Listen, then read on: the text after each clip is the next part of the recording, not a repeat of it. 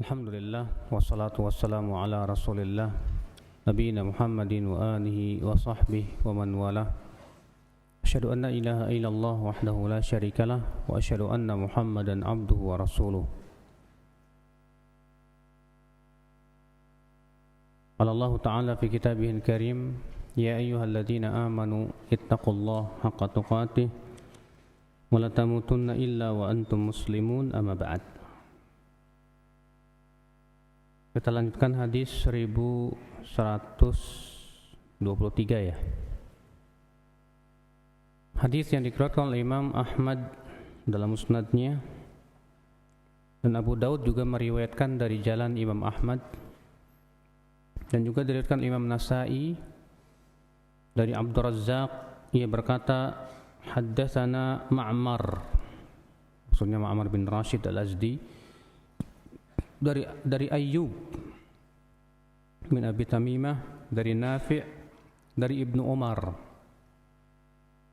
anna Nabiy sallallahu alaihi wasallam ra'a sabiyan qad halaqa ba'dha sya'rihi wa taraka ba'dahu fanahahum an dhalika wa qala ihliquhu kullah aw itrukuhu kullah.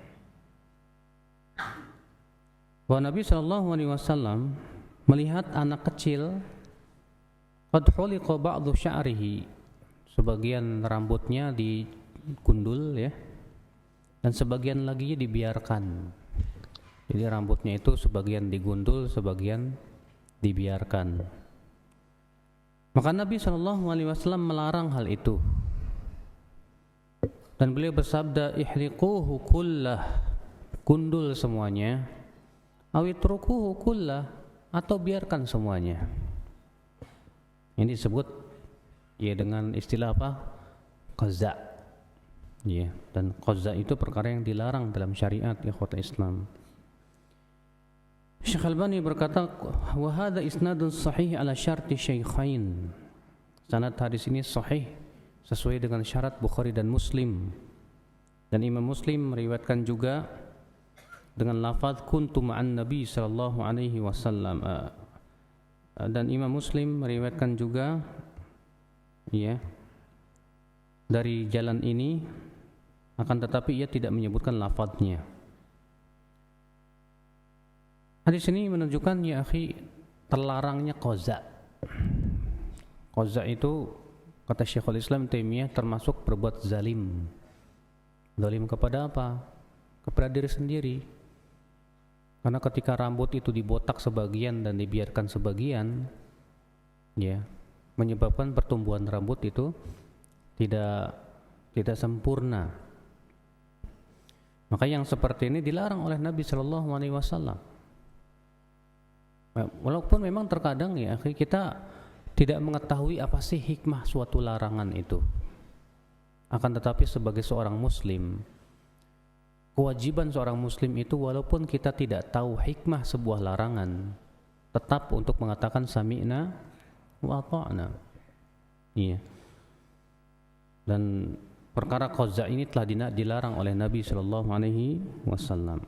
Hadis 1124. Hadis yang dikeluarkan oleh Ibnul A'rabi dalam Al-Mu'jam, Ad-Dulabi, demikian pula Al-Bazzar dalam Musnadnya, Ibnu Abi Asim dalam As-Sunnah, Al-Hakim, demikian pula Al-Jurjani dalam kitab Al-Fawaid, dari jalan Ambasah Al-Haddad dari Ibnu Syihab, dari Sa'id ibn al-Musayyib dari Abu Hurairah secara marfu' bahwa Nabi SAW bersabda, ukhiral kalamu fil qadar li syirari ummati fi akhiriz zaman. Pembahasan tentang masalah takdir, ya, pembicaraan tentang masalah takdir itu diakhirkan untuk seburuk-buruknya umatku nanti di akhir zaman. Hadis ini juga diriwayatkan oleh Ibnu Bishran dalam Al-Amali dan As-Silafi dalam At-Tuyuriyat, Al-Uqaili juga dalam Ad-Du'afa. Dan Uqaili berkata, Ambasah bin Amr yahimu fi hadithihi, ya, melakukan kesalahan atau waham dalam hadisnya. Dan Al-Bazzar mengatakan kami tidak mengetahui ia meriwayatkan dari Az-Zuhri kecuali Ambasah ini. Dan Ambasah ini seorang yang layyinul hadis, lembek hadisnya. Perawi disebut layyin itu ya menunjukkan bahwa kelemahannya itu tidak berat. Dia lemah tapi kelemahannya tidak berat. Ya. Al-Hakim berkata sahih sesuai dengan syarat Bukhari. Namun dibantah oleh Imam Adz-Dzahabi dan berkata, ya, tidak benar dikatakan ini sesuai dengan syarat Bukhari. Kenapa? Karena Ambasah ini tidak diriwayatkan oleh Bukhari dan Muslim. Ya. Akan tetapi ikhwatul Islam azakumullah wa iyyakum, Al-Imam Al-Bazzar meriwayatkan dari jalan Nu'aim bin Hammad, ia berkata haddatsana Umar bin Abi Khalifah dari Hisham dari Muhammad dari Abu Hurairah. Namun dalam sanadnya ada Umar bin Abi Khalifah mungkarul hadis. Ya. Sementara Al-Bazzar mengatakan sanadnya hasan. Syekh Albani berkata, perkataan Al-Bazzar ini menurutku lebih dekat kepada kebenaran. Kenapa? Karena Umar, ya, walaupun dikatakan bahwa ia mungkarul hadis oleh sebagian ulama, tapi Abu Hatim mengatakan salihul hadis. Padahal Abu Hatim itu termasuk ulama yang paling susah ya mentrikohkan perawi. Abu Hatim itu luar biasa untuk mengatakan kepada perawi thiqah. Wah, itu susah banget. Makanya kalau Abu Hatim mengatakan thiqah, kata Imam Adz-Dzahabi, gigit ia dengan gigi geram. Iya, Imam Tirmidzi aja hanya disifati oleh Imam Abu Hatim saduq saja, sampai derajat thiqah. Padahal kethiqahannya beliau luar biasa. Iya. Dan Abu Hatim mengatakan, ya, Umar ini salihul hadis. Dan Amr bin Ali Al-Fallas mengatakan ia termasuk perawi yang thiqat. Sehingga dengan jalan ini hadis ini menjadi kuat, kata beliau. Dan hadis juga diriwayatkan oleh Al-Haythami, disebutkan oleh Al-Haythami dalam Majma'uz Zawaid, dan beliau berkata dikeluarkan oleh Al-Bazzar dan At-Tabrani juga dalam Al-Awsat, dan perawi Al-Bazzar pada salah satu dari sanadnya perawi sahih kecuali Umar bin Abi Khalifah, dan ia seorang perawi yang thiqah. Hadis ini akhi menunjukkan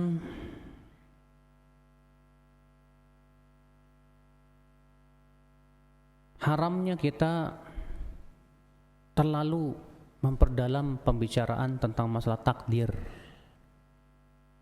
Karena takdir itu rahasia Allah. Kita enggak tahu ya tentang masalah takdir. Kewajiban kita sebagai Ahlussunnah wal Jamaah, Bapak.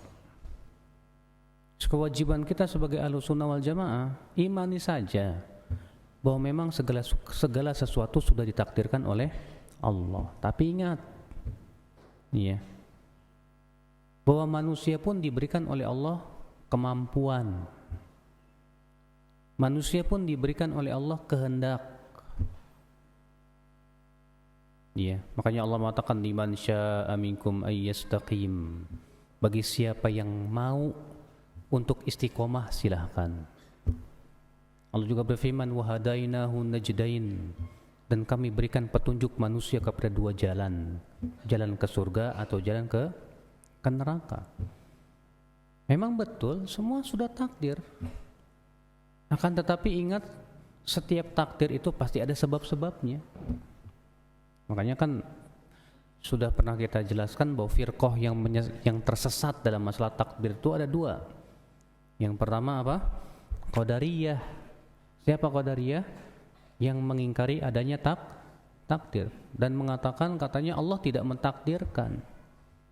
Ya, Allah tidak tahu apa yang akan dilakukan besok. Ini ya kelompok Qadariyah. Kebalikannya kelompok Jabariyah mengatakan bahwa semua sudah takdir Allah, manusia tidak punya kemampuan. Katanya mereka yang berbuat maksiat yang mengikuti takdir. Ya, makanya mereka mengatakan apa? Iblis sebetulnya menaati Allah. Kenapa? Karena kan sudah ngikutin takdir. Jadi iblis nggak salah dong. Kenapa? Karena iblis mengikuti takdir.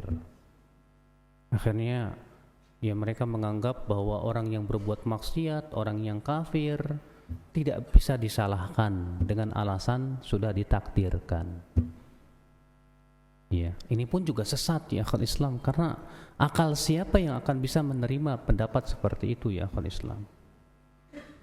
Kenapa? Karena iblis kafir. Allah sudah menegakkan hujah kepada dia. Kalau antum dicuri sama pencuri, kemudian pencuri mengatakan maaf ya mas, ridho aja dengan takdir, kira-kira antum terima nggak ucapan dia pak? Ana yakin antum nggak bakal terima, enak aja. Kalau istri antum zina, kemudian istri antum berkata, mas jangan marah ya, udah takdir, kira-kira antum terima nggak ucapan tersebut? Siapa yang terima ya akhi? Fitrah manusia tidak akan menerima ini semua. Makanya yang benar itu Ahlus Sunnah. Ahlus Sunnah itu beda tengah-tengah antara apa? Qadariyah dan Jabariyah. Ahlus Sunnah punya keyakinan bahwa memang semua sudah takdir Allah, tapi semua ada sebab-sebabnya. Perbuatan maksiat itu di bawah kemampuan manusia. Yang berbuat maksiat dia manusia. Allah memberikan larangan, Allah memberikan perintah. Dan karena Allah tahu bahwa manusia punya kemampuan, maka Allah mengadab mereka yang berbuat maksiat. Kenapa? Karena dia berbuat maksiat dan keinginan dia. Iya. Maka Allah tidak zalim dalam masalah ini ya akhal Islam azakumullah. Nah, ketika seseorang itu terlalu mikirin takdir aja, takdir, kan semua sudah takdir, antum sesat antum. Bukankah semuanya sudah dituliskan oleh Allah 50.000 tahun sebelum menciptakan langit dan bumi, Ustaz? Ya udah, fadhal antum pikirin aja deh sama otak antum. Ana jamin antum sesat. Sebab masalah takdir itu rahasia Allah. Akal dan otak kita ini punya keterbatasan Pak dalam berpikir. Kalau mobil muatannya 3 ton dikasih 10 ton, ringsek. Sama juga akal kita ini punya kemampuan terbatas. Terus mau memikirkan rahasia Allah, saya yakin hancur dan rusak. Yang keluar ya pemikiran yang menyesatkan seperti itu. Iya. Maka dari itulah ya akhi, ya kewajiban kita beramal dan beramal. Kita nggak usah mikirin saya ini bakalan di surga apa di neraka ya, kita nggak tahu. Takdir saya di surga atau di neraka kita enggak tahu. Kewajiban kita kata Rasulullah, i'malu, beramal saja. Fakullun muyassarun lima khuliqalah. Setiap kamu akan dimudahkan untuk apa diciptakan. Kalau memang diciptakan untuk neraka, berarti dimudahkan kepada amalan-amalan api neraka. Sekarang kita lihat saja selama ini kita dimudahkan kemana ini? Ya, insyaallah salamata wal afiyah. Hadis ini juga menunjukkan akal Islam bahwa seburuk-buruknya umat adalah yang selalu mempermasalahkan dan memikirkan takdir dan takdir, memperbincangkan secara mendalam tentang masalah takdir dan takdir dengan akal-akal mereka. Maka ini menjadi seburuk-buruknya umat, akhi. Iya. Hadis 1125. Hadis yang dikeluarkan Ibnu Majah, Imam Ahmad dari Bishr bin Asim dari ayahnya dari Abu Dzar. Ia berkata, "Qila lin Nabi sallallahu alaihi wasallam, rubbama qala Sufyan, qultu ya Rasulullah, dhahaba ahlul amwali wad duthuri bil ujur bil ajr yaquluna kama naqul wa yunfiquna wa la nunfiq. Qala li ala ukhbirukum bi amrin idza fa'altumuhu adraktum man qablakum wa futtum man ba'dakum tahmaduna Allah fi duburi kulli salatin wa tusabbihunahu wa tukabbirunahu wa thalathan wa thalathin wa thalathan wa thalathin wa arba'an wa thalathin." Dikatakan kepada Nabi SAW, atau berkata Sufyan, aku berkata, wahai Rasulullah, orang-orang kaya itu telah pergi membawa pahala. Mereka mengucapkan apa yang kami ucapkan, artinya mereka melakukan apa yang kami lakukan berupa sholat, puasa, gitu ya. Dalam satu riwayat, yasumuna kaman yusalluna kaman nusalli wa yasumuna kaman nasum. Mereka sholat sebagaimana kami sholat, mereka puasa sebagaimana kami puasa. Wa yatasaddaquna bi fuduli amwalihim, tapi mereka bisa sedekah dengan kelebihan harta mereka. Wala nunfik, dalam riwayat ini, sementara kami tidak bisa berinfak apa-apa ya Rasulullah. Apa kata Rasulullah? Iya. Maukah aku kabarkan kepada kamu suatu amal? Apabila kamu amalkan, kalian akan mengejar orang-orang yang telah mendahului kalian itu. Ya. Dan kalian akan mendahului orang-orang yang setelah kalian. Apa itu? Yaitu mengucapkan alhamdulillah di belakang setiap salat, subhanallah dan Allahu Akbar 33 kali, 33 kali dan 34 kali. Maksudnya alhamdulillah 33 kali, subhanallah 33 kali, Allahu Akbar 34 kali.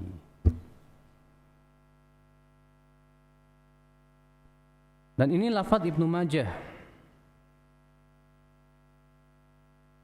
Kemudian dalam lafaz Imam Ahmad dengan lafaz yang sudah saya sebutkan tadi ya, mereka mengatakan, ya Rasulullah, sabaqana ashabul amwal wad duthur sabqan bajinan.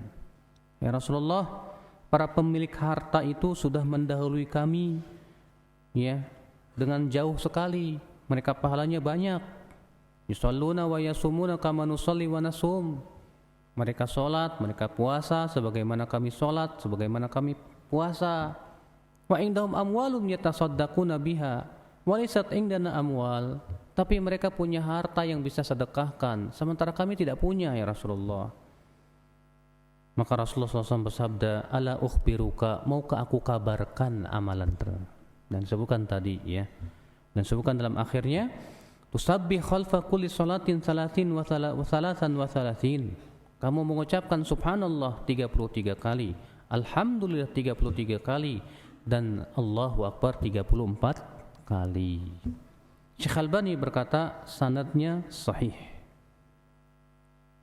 Hadis ini menunjukkan akhi yang pertama, bagaimana dahulu para sahabat berlomba-lomba itu dalam kebaikan. Ya. Para sahabat itu yang fakir miskin tidak merasa iri kepada orang kaya karena kekayaannya, enggak.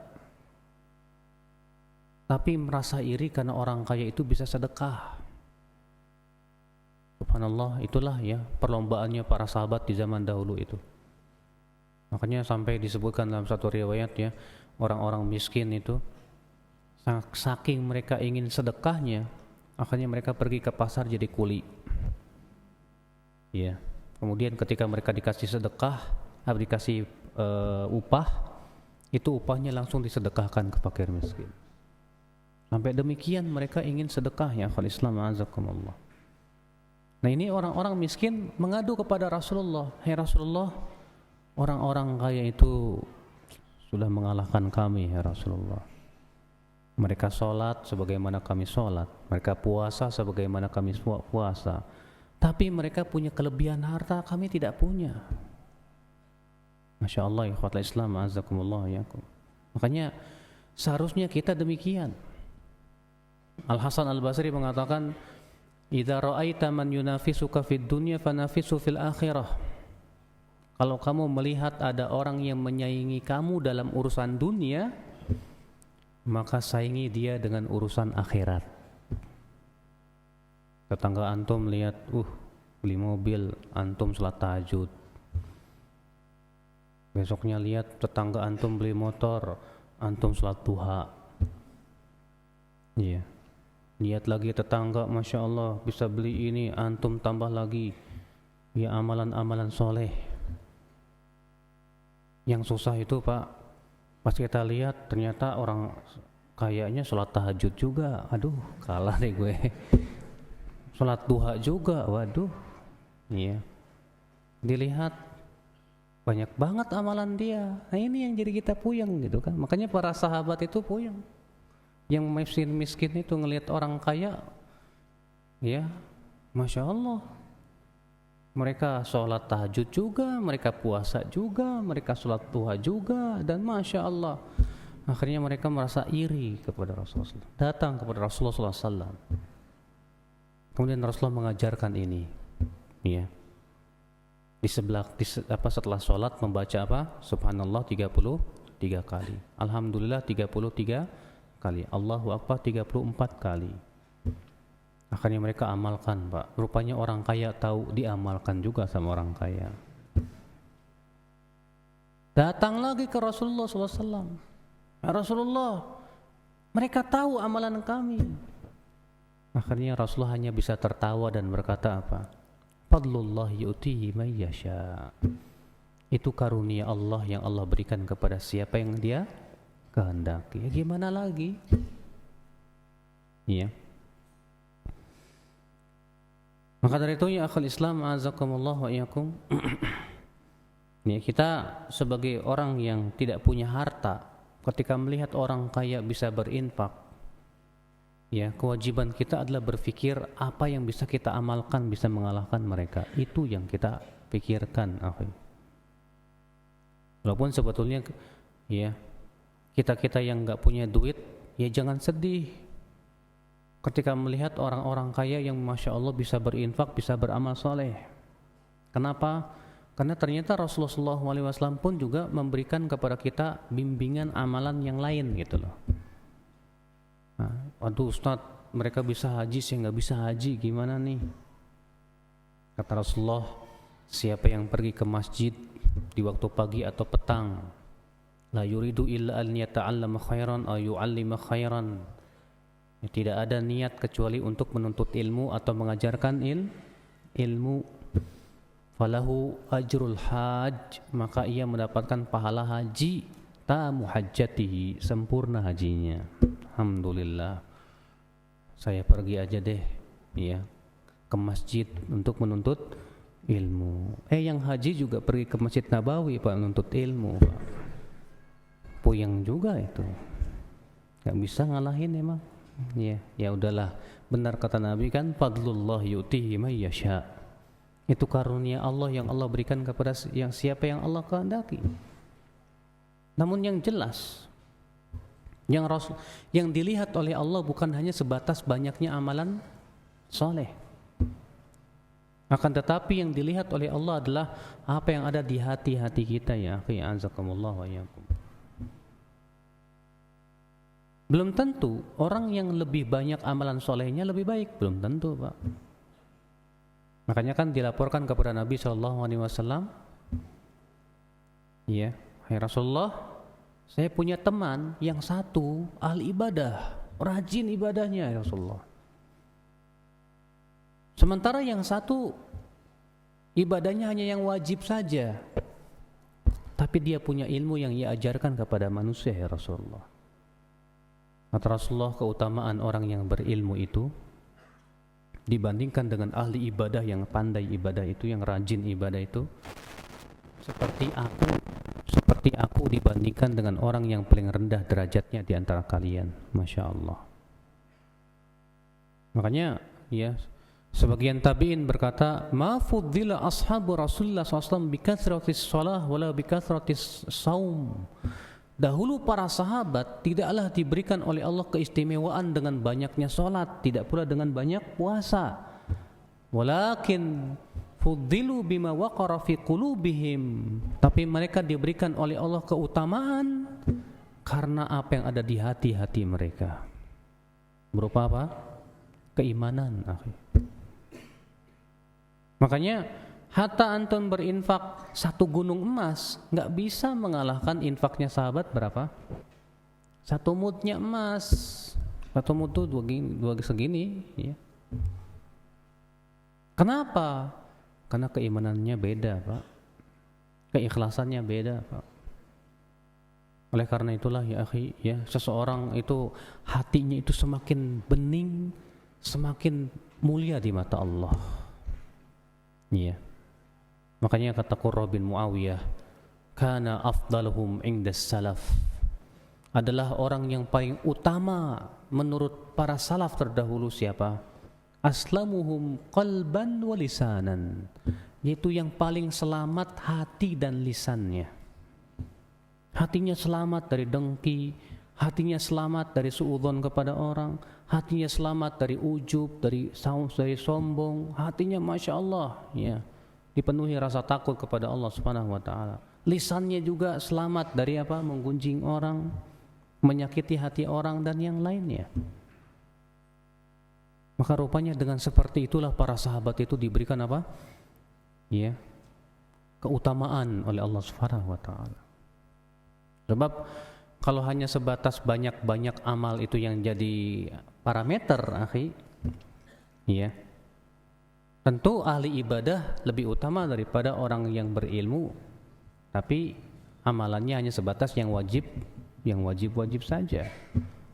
Tapi ternyata Nabi SAW mengatakan yang berilmu jauh lebih utama daripada ahli ibadah, walaupun yang berilmu tersebut amalannya yang wajib saja. Ya. Oleh karena itulah disinilah ya akhi, harus kita fahami bahwa amalan hati jauh lebih besar dibandingkan dengan amalan badan. Amalan hati itu contohnya apa? Cinta, benci, takut, berharap, tawakal. Ini amalan hati. Iya. Antum sholat, dua-duanya sholat. Dua-duanya sholat duha misalnya, tapi anak yakin kekhusyuannya beda, Pak. Apa yang ada di hatinya itu beda, Pak. Yang satu sholat ya sholat, tapi kurang khusyuk gitu loh. Yang satu sholat tapi dengan penuh, ya sholat tapi penuh dengan kekhusyuan dia, masya Allah. Iya. Maka tentu pahalanya di sisi Allah pun akan berbeda. Keikhlasannya pun beda. Kenikmatan yang dirasakan mereka berdua belum tentu sama. Yang satu sholatnya dia merasakan nikmat, yang satu aduh pengen cepat-cepat selesai. Makanya ya akhi, amalan hati itu luar biasa ya. Ya, ikhwatul Islam, azakumullah wa iyyakum. Hadis ini juga kita ambil faidah, disyariatkan untuk menjaga zikir setelah sholat.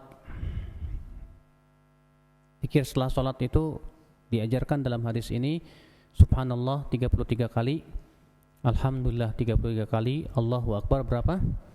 34 kali. Sementara dalam riwayat Bukhari dan Muslim, subhanallah 33 kali, alhamdulillah 33 kali, Allahu Akbar 33 kali juga, ditutup dengan apa? La ilaha illallah wahdahu la syarikalah lahul mulku wa lahul hamdu wa huwa ala kulli syai'in qadir. Dan dalam riwayat yang lain juga yang sahih, Rasulullah SAW mengajarkan zikir setelah sholat itu subhanallah 10 kali, alhamdulillah 10 kali, Allahu Akbar 10 kali. Dah. Makanya kalau antum memang lagi tergesa-gesa, yang 10 aja cepet kok. Iya, misalnya aduh kita mau cepat-cepat pergi nih, mau baca subhanallah 33 kali kayaknya lama banget. Ya udah antum ambil yang 10 karena itu juga diajarkan oleh Nabi sallallahu alaihi wasallam. Iya. Diberikan pilihan oleh Rasulullah SAW untuk mengamalkan yang mana terserah.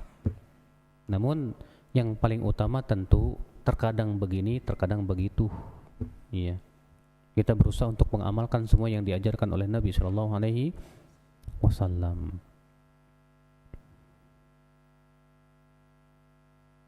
Hadis 1126. Hadis yang dikeluarkan Imam Bukhari dan Muslim.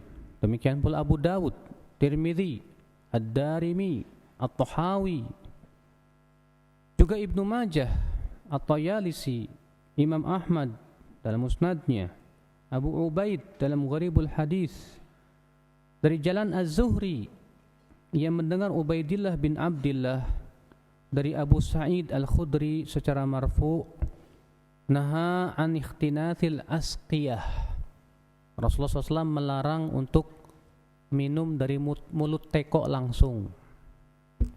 Iya, tahu kan teko? Kan ada mulutnya kan? Jadi langsung kita glek gitu. Itu dilarang oleh Nabi SAW. At-Tirmidzi berkata hadis ini hasan sahih. Al-Hafidz Ibnu Hajar berkata dalam Fathul Bari, wa waqa'a fi musnad Abi Bakr ibn Abi Syaibah dari Yazid bin Harun an ibni Abi Dhi'b, ya, fi awalil hadis, syariba rajulun min siqa'in fansaba fi batni jinanun. Bahwa ada seseorang laki-laki yang minum dari mulut teko, lalu kemudian jin pun masuk ke dalam perutnya. Iya. Maka dilarang oleh Nabi SAW. Dan hadis ini mempunyai penguat juga dari hadis Ibnu Abbas dengan lafaz wa anna rajulan ba'dama naha Rasulullah an dzalik qama min al-lail ila siqa'in fahtanathahu fakharajat alaihi minhu hayyah. Bahwa ada seorang laki-laki setelah dilarang oleh Nabi SAW untuk minum dari mulut teko, ya, rupanya di waktu malam dia bangun, kemudian dia ambil langsung diminum dari mulut teko, ternyata yang keluar ular. Ya, yang keluar apa? Ular, Pak. Dikeluarkan oleh Ibnu Majah dan Al-Hakim dari jalan Abu Amir Al-Ghifari. Ia berkata haddatsana Zam'ah bin Salih dari Salamah bin Wahram dari Ikrimah dari Ibnu Abbas. Hadis ini menunjukkan akhi makruh hukumnya minum dari mulut teko langsung. Dia yang bagus bagaimana? Jadi masukin dulu ke gelas, baru kemudian kita minum. Iya. Apa alasannya Rasulullah melarang? Karena nggak tahu. Ya, barangkali dalam teko itu ada apa? Binatang, apa? Tahu-tahu langsung kita masukin, oh loh, kecoa masuk. Iya, terkadang cicak masuk tuh ke dalam mulut teko. Kita masukin, cicak yang keluar. Atau kelabang yang keluar. Atau bahkan jin. Iya, lagi nginep di situ, lagi enak-enak, antum beginiin, udah masuk ke perut antum. Langsung antum ya kerasukan setan. Maka dari itu Nabi SAW melarang itu. Ya, dilarang oleh Nabi SAW. Kecuali kata para ulama kalau kita sudah meyakini dalam teko itu memang nggak ada apa-apa, kita buka dulu nggak apa-apa, nggak ada, dibersihin dah. Kalau memang seperti ini nggak apa-apa kata para ulama. Kenapa? Karena ilat larangannya itu sudah tidak ada. Ya, karena dalam usul fikih mengatakan al-hukmu yaduru ma'a illatihi wujudan wa adaman. Hukum itu mengikuti alasannya. Ya, kalau alasannya ada, hukum ada. Kalau alasannya tidak ada, hukum juga tidak ada. Ya. Allahu a'lam. Hadis 1127.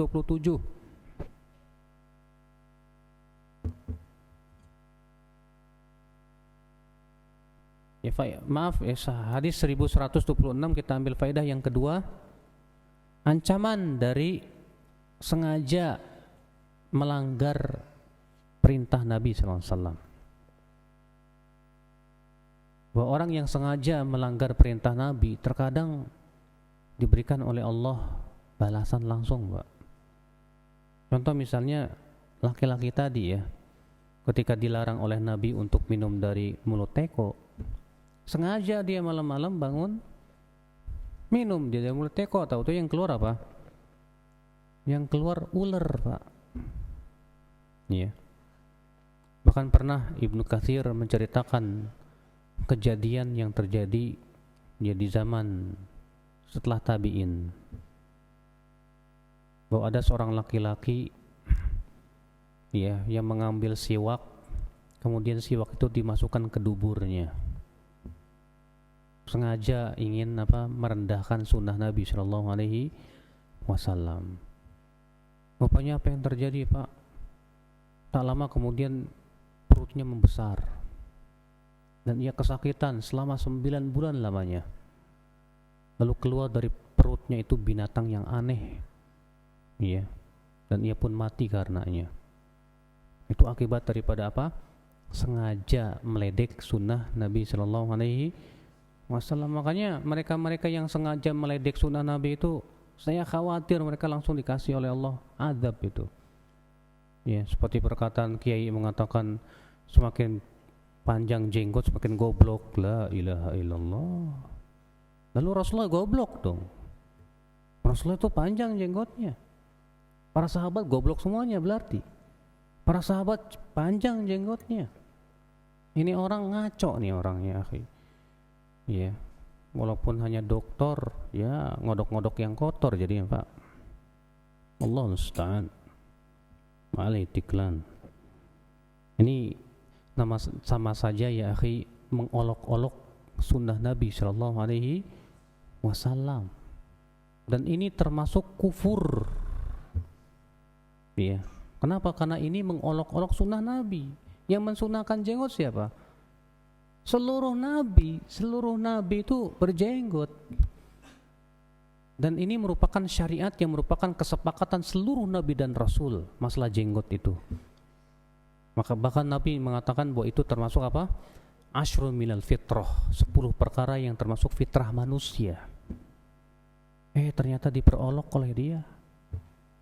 Saya khawatir orang ini ya batal keislamannya.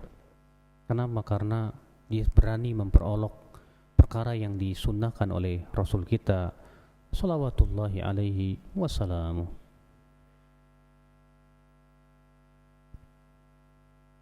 Hadis 1127.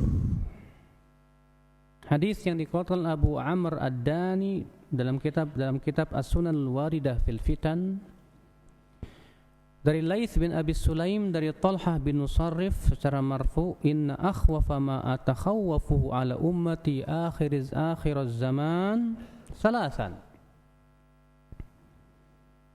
imanan bin nujum wa takdziban bil qadar wa haifa sultan.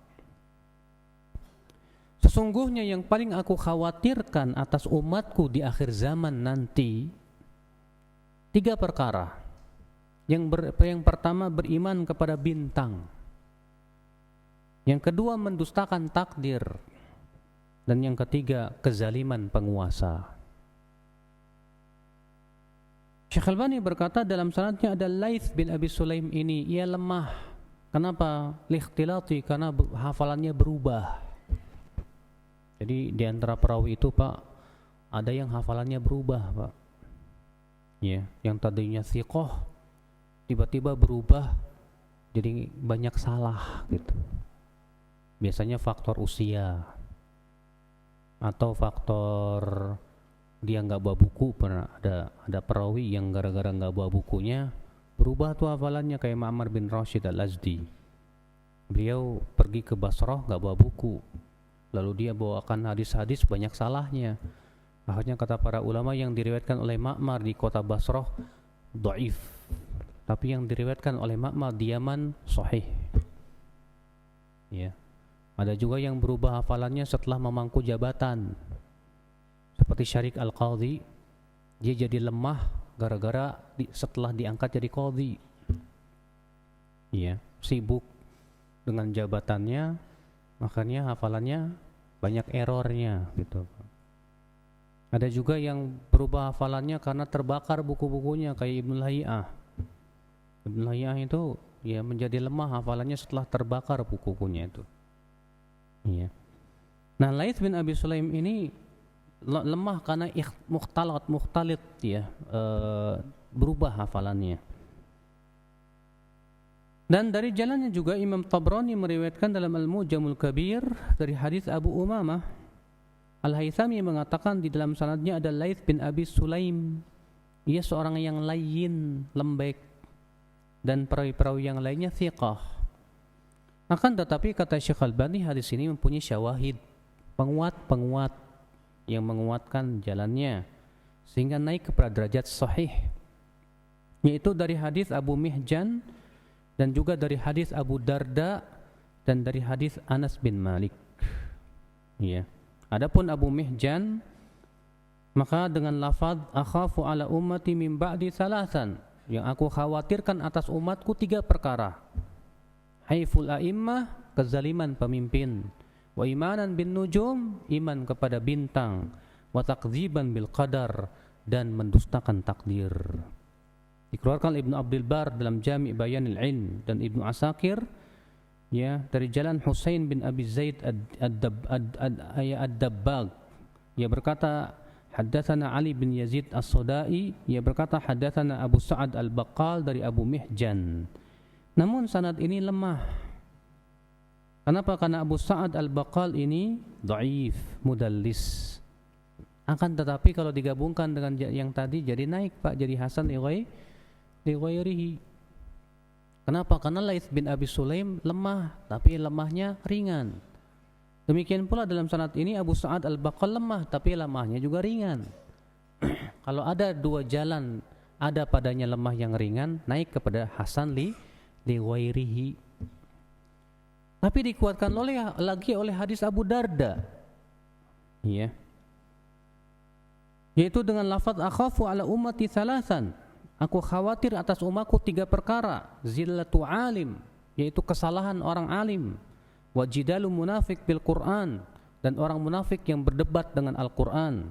Wa takdzib bil qadar, dan mendustakan takdir. Diriwayatkan At-Tabrani dalam Al-Kabir dari Abu Darda secara marfu. Al-Haythami mengatakan namun dalam sanadnya ada Muawiyah bin Yahya as-Sodafi, ia lemah. Adapun yang ketiga yaitu hadis Anas, ya, dengan lafaz akhafu ala ummati ba'di takdziban bil qadar wa tasdiqan bin nujum. Aku khawatir atas umatku mendustakan takdir dan membenarkan bintang. Dikeluarkan Abu Ya'la dan Ibnu Adi dari Syihab bin Kharash dari Yazid Ar-Raqashi, ia berkata hadatsana Anas secara marfu. Akan tetapi Syihab ini pada sebagian riwayatnya mungkar. Ya. Adzabi mengatakan ia seorang yang saduk dan masyhur. Dan gurunya yaitu Yazid Ar-Raqashi dhaif. Akan tetapi dengan sanad ini naik lagi, semakin dikuatkan. Iya.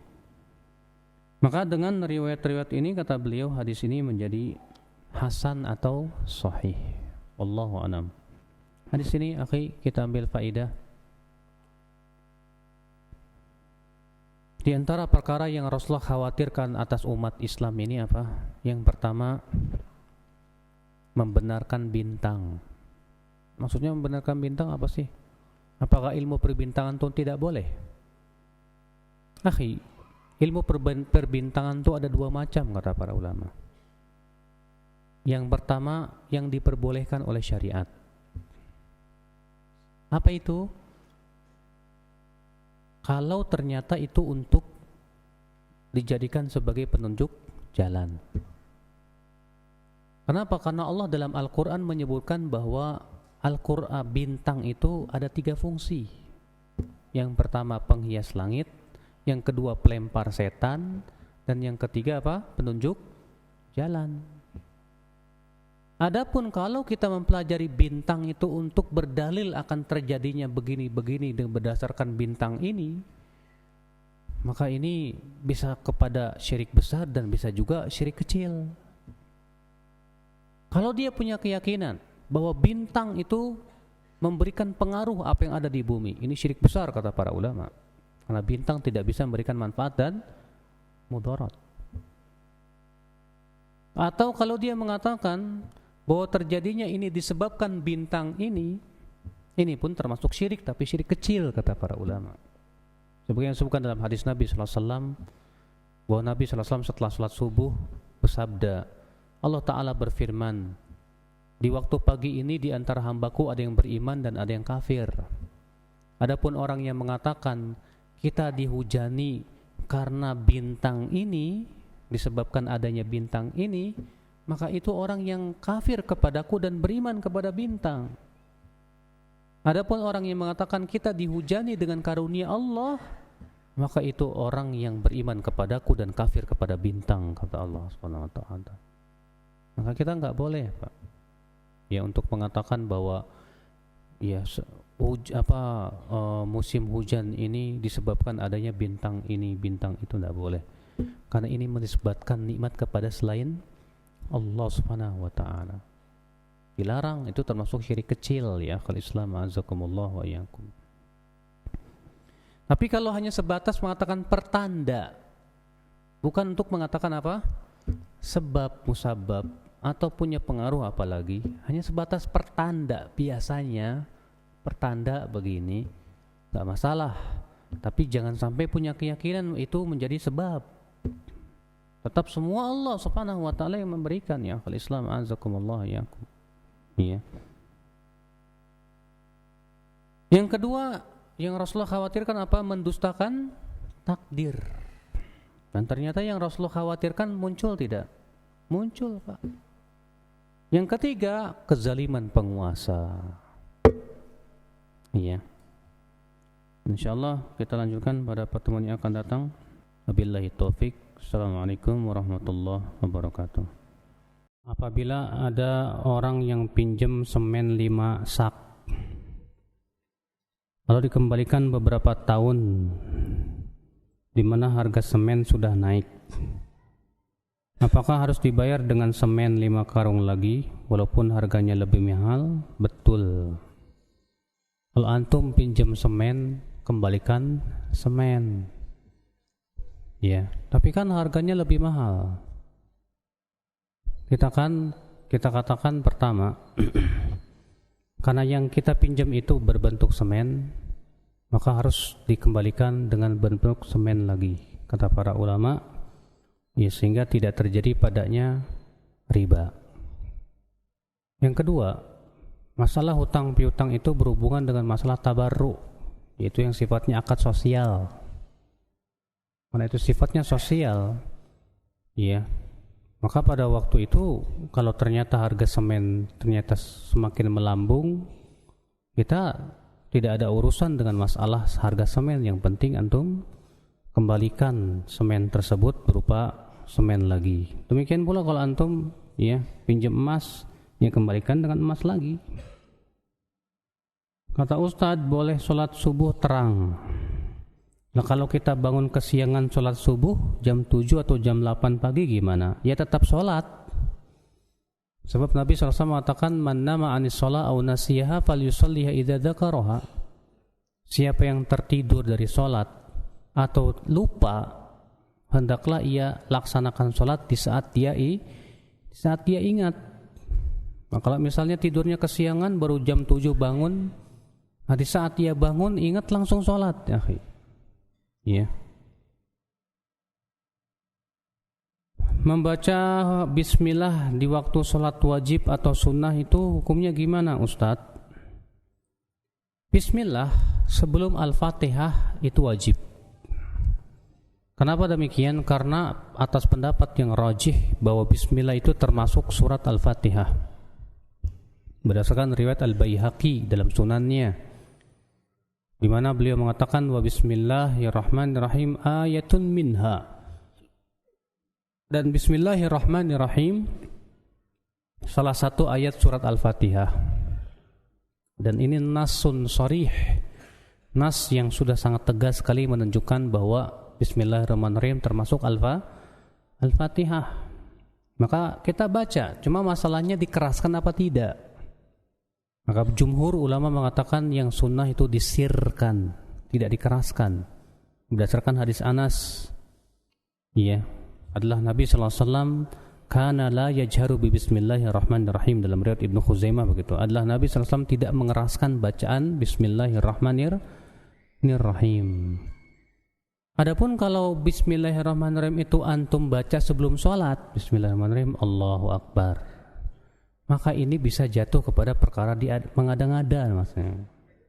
Karena Nabi tidak pernah, ya, mau sholat baca bismillah dulu, ya. Bagaimana hukumnya meminum air kencing seorang wanita? Mau ngapain, Pak? Minum air kencing perempuan, ya Allah ya Rabbi. Najis Pak, nggak boleh, haram. Ya.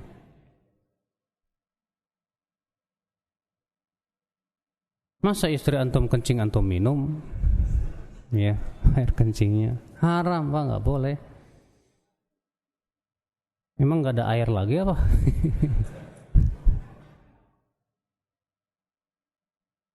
Kalau bayar zakat mal harus sesuai nisab berupa uang. Terus kalau misalnya motor, mobil, rumah gimana? Kalau motor, mobil, rumah yang sifatnya itu membuat keperluan kita sehari-hari nggak ada zakatnya. Motor, mobil, rumah. Hatta antum punya rumah ada 6 biji misalnya. Iya. Di Bandung 1, di Jakarta 1, di sini 1. Tapi memang untuk biasa aja, investasi lah gitu loh. Maka itu semua tidak ada zakatnya. Ya. Kecuali kalau ternyata dibisniskan, itu beda lagi. Tapi kalau hanya sebatas saya mau beli tanah ya 50 hektar buat investasi aja, maka nggak ada zakatnya. Mobil, antum beli mobil sampai 10 biji, ya nggak ada zakatnya. Motor juga nggak ada zakatnya. Lebih utama mana zikir dalam hati atau di mulut? Yang namanya zikir tuh di mulut, namun diikuti oleh hati. Kenapa? Karena zikir itu adalah pekerjaan lisan. Makanya Nabi SAW sabda, wala yazalu lisanuka ratban min dzikrillah. Senantiasa lisanmu itu basah dengan zikir kepada Allah. Rasulullah mengatakan lisanmu, lidahmu itu. Ya. Apa hukumnya pakai kopiah atau peci? Akhi, pakai peci atau kopiah kata Syekh Albani perkara yang sangat ditekankan dalam sholat maupun di luar sholat. Kenapa demikian? Karena pertama, demikian yang dilakukan oleh Nabi dan para sahabatnya. Mereka selalu memakai penutup kepala.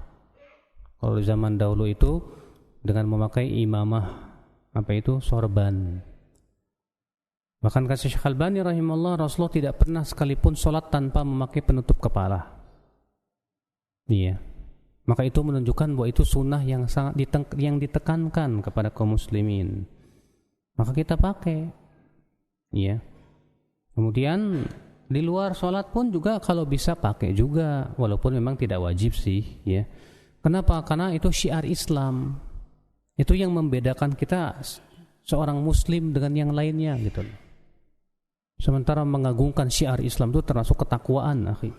Ya. Ana minta didoain Ustadz, baru kenal sunnah, keluarga nggak suka sama anak. Setiap kali mau ikut kajian mereka menghujat, mencaci maki, ya. Akhi, kalau antum sabar, pahala antum lebih besar daripada yang lainnya. Karena antum termasuk ya orang-orang yang guroba, yang terasing karena berpegang kepada sunnah. Kata Rasulullah, tuba lil ghuraba, pohon tuba bagi orang-orang yang terasing. Ya, karena ia berpegang kepada sunnah Nabi sallallahu alaihi wasallam. Jangan gentar, jangan takut, sabar insyaallah. Ingat, cobaan para nabi dahulu lebih berat dari itu. Ya. Tapi antum tetap berbakti kepada orang tua, tetap berakhlak baik. Naam. Ya, mereka mencaci maki antum, ya udahlah, enggak usah dibalas dengan caci maki lagi. Senyum aja. Mereka menghujat antum, udah biarin aja, nggak usah dibahas dengan hujat lagi, sabar aja.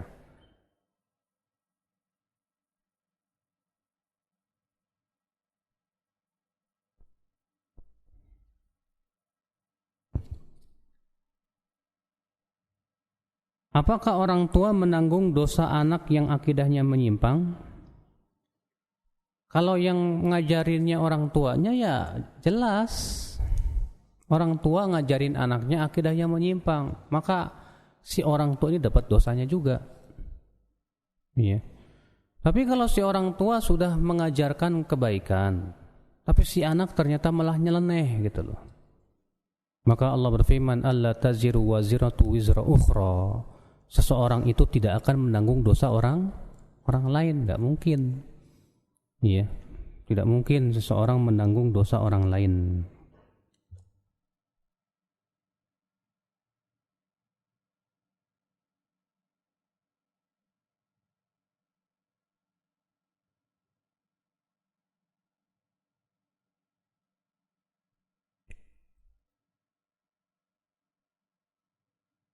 Apabila nazar mau berkurban apabila terlaksana sesuatu tapi belum mampu uangnya, boleh nggak dibatalkan? Apa kafaratnya, Ustadz? Ya, akhi, yang namanya nazar itu kalau sudah mampu. Nah, sekarang antum bernazar, saya nazar mau kurban kalau saya sembuh dari sakit saya. Nggak punya duit, masa mau curi kambing orang? Ya, ya nazar itu berarti kalau yang namanya kurban berarti sesuai dengan kemampuan kan? Kalau belum mampu ya udah gimana lagi? Saya belum bisa melaksanakan apa? Nazar karena belum ada kemampuan. Tapi ingat akhi, nazar itu ada dua macam. Ada nazar yang terpuji dan ada nazar yang tercela. Nazar yang terpuji itu kita bernazar untuk ibadah tanpa ada sebab. Ya, tidak ada sebab apa-apa. Antum mengatakan saya bernazar untuk puasa 3 hari, udah. Sedangkan nazar yang tercela itu antum bernazar ibadah karena ada sebab. Sebabnya kalau Allah ngasih saya begini dan begitu. Ini kata Rasulullah, ya, perbuatan orang pelit. Ya, kalau saya sembuh, saya mau berinfak 1 juta. Ya, soalnya selama ini nggak pernah infak. Kalau infak pun sedikit. Jadi kalau ada Allah kasih baru mau infak banyak gitu kan. Nah, ini sifat orang pelit namanya.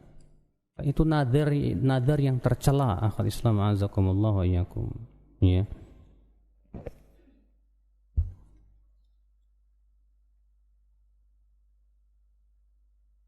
Apakah onani bagian dari dosa besar? Dilarang oleh syariat.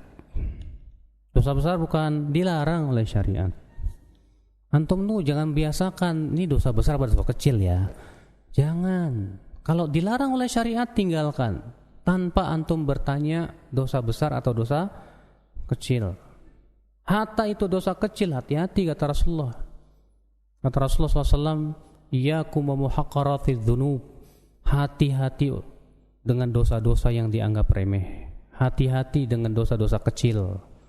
Karena perumpamaannya kata Rasulullah seperti suatu kaum yang singgah di suatu lembah, kemudian mereka mencari apa? Kayu bakar. Ternyata masing-masing dapatnya ranting, tapi banyak. Jadi besar. Makanya kata para ulama, dosa kecil bisa berubah menjadi dosa besar dalam 3 keadaan. Yang pertama, ketika kita melakukannya dengan meremehkan, maka ini bisa berubah menjadi dosa besar. Yang kedua, ya, dosa kecil bisa berubah menjadi dosa besar ketika kita terus-menerus melakukannya. Yang ketiga, apabila yang melakukannya itu seorang yang menjadi panutan, maka dia itu menjadi dosa besar, Pak. Ya, kenapa? Karena dia jadi panutan manusia masalahnya. Ya.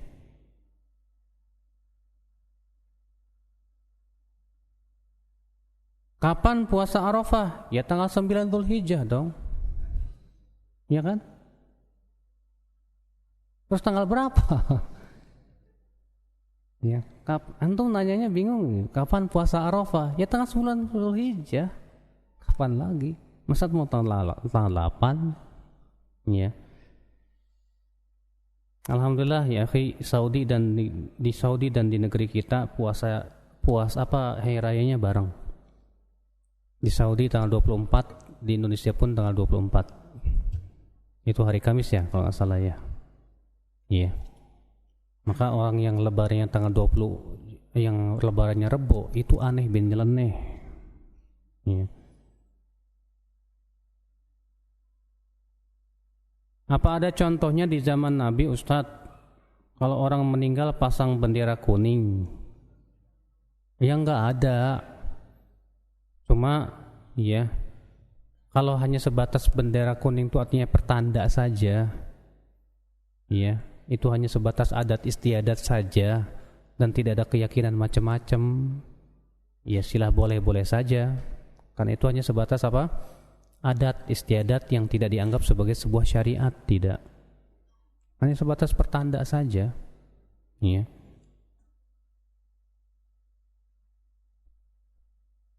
Saya baru kena PHK, Ustadz. Ya, ucapin alhamdulillahi ala kulli hal. Sebab Rasulullah SAW apabila ditimpa kesenangan, kenikmatan, beliau mengucapkan apa? Alhamdulillahilladzi tatimu bihis salihat. Kalau ditimpa musibah, beliau mengucapkan apa? Alhamdulillahi ala kulli hal. InsyaAllah ada hikmah-hikmah yang besar di balik itu. Sehingga saya tidak bisa menafkahi anak istri selama beberapa bulan mendatang sampai dapat kerjaan baru. Apakah saya harus ceraikan istri saya? Jangan dong. Ya. Kan saya tidak bisa menafkahi, bilang ke istri, saya di PHK, mungkin untuk beberapa bulan ini sebelum saya dapat kerjaan, saya belum bisa menafkahi kamu. Gimana kamu? Kalau istri bilang, ya udahlah, kembalikan saja dulu saya ke rumah bapak saya. Ya udah, balikan aja dulu ke rumah bapaknya. Iya. Tapi kan Pak, harus antum pahami yang namanya kerjaan tuh jangan antum pahami hanya sebatas di pabrik, di kantor. Kerjaan tuh banyak. Kita ini terkadang jiwanya jiwa karyawan, Pak. Maunya enak, dapat jaminan. Harusnya kita ini sebagai seorang muslim tuh harus lebih banyak jadi jiwa pebisnis gitu loh. Makanya orang-orang Yahudi lihat, bisnismen semua rata-rata.